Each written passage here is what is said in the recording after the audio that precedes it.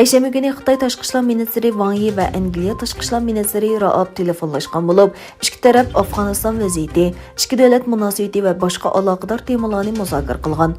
Xabarlarga qaraganda, Wang Yi xalqaro jamoatni Afg'onistonga texnik ko'p besim ishlatishning o'rniga Afg'onistonning o'tkinchi davri va yangi hukumat qurish jarayonida kuchli qo'llash va yetakchilik qilishga chaqirgan. Türkiye jamoat fikrini Sharqi Turkistondagi jazo lagerlariga qaratish uchun Turkiyadagi bir turkum Uyg'ur yoshlar tarafidan 2021 yil 8 oyning 2 kuni Turkiyaning Bursa shahrida Anatoliya safari boshlangan edi.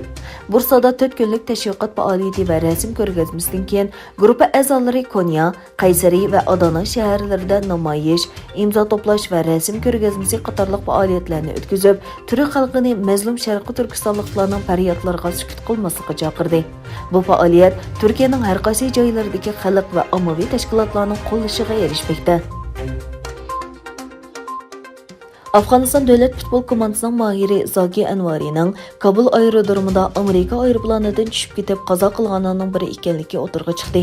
Yana bir tarafdan Birlashgan Davlatlar Tashkilotining bosh kotibi Antonio Guterres agar rahbarlik aniq bo'lsa, Talibanlar bilan suhbatlashishga tayyor ekanligini bayon qildi. Türkiye Prezidenti Recep Tayyip Erdoğan Yevropani ko'chmanlar masalasida texnik ko'p mas'uliyatni ustiga ilishga chaqirdi. U Turkiyaning Yevropaning musofirlar ombiri bo'lish majburiyati yo'q dedi. O'zbekistonda Xitoy virusi yuqumi sababidan hayotidan ayrilganlarning soni mingdan oshib ketdi. O'zbekiston Sog'liqni ministrligining bayonotiga qaraganda, o'tgan 24 soat ichida 386 kishiga o'pka yollig'i deb diagnoz qo'yilgan, 844 kishida Xitoy virusi bayqalgandan keyin umumiy yuqumlanuvchi soni 146,456 ga yetdi.